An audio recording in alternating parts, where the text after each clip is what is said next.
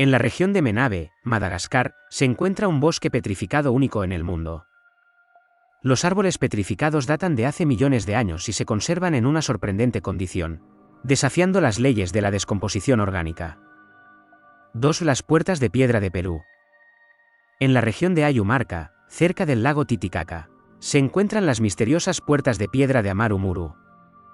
Estas enormes estructuras de piedra, talladas con precisión, han desconcertado a los arqueólogos durante años, con teorías que van desde la creencia de que son portales interdimensionales hasta construcciones de una civilización antigua perdida.